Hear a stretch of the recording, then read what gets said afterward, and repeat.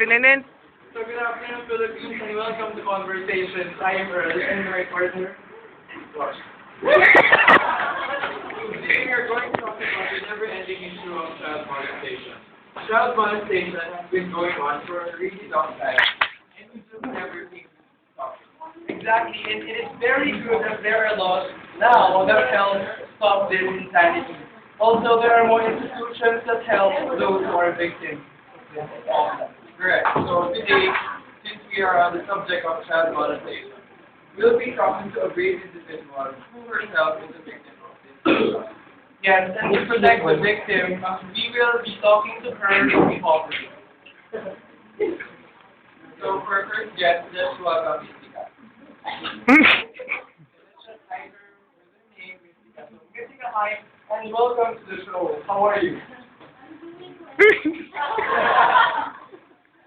Okay, so thank you for being in the show, and it must be very hard talking with your experience.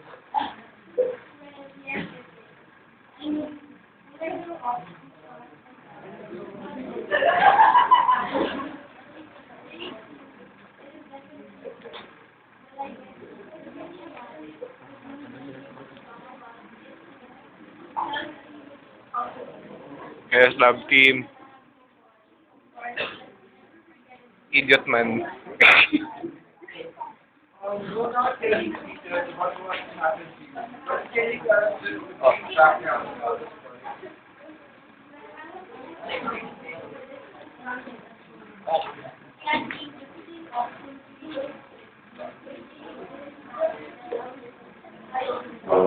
How old were you?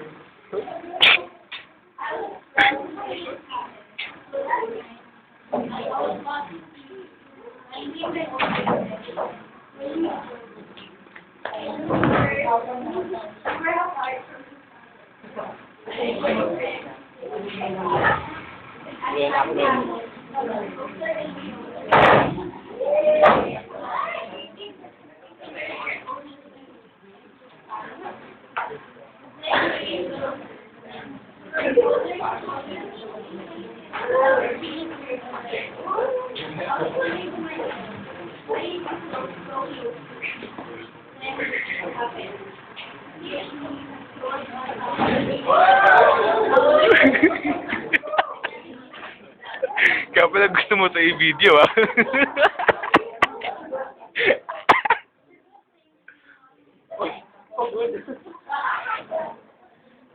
What happened to you was a part of the experience.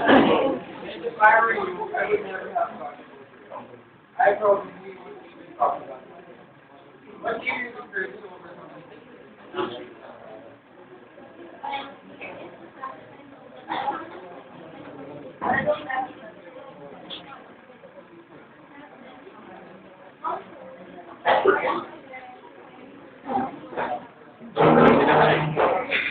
Kaya pala gusto ko i-video na Regento, eh.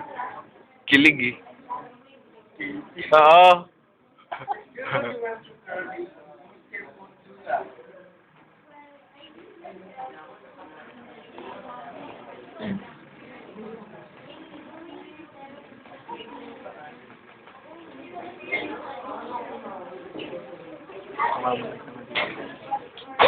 Ikaw lang. Ako bigyan ako ng video ko. Ikaw wala. Idiot board ka. Ivan, the idiot board. That's so right. So until next time, I'm Earl. And tune in next week for another conversation. Bye. Cut!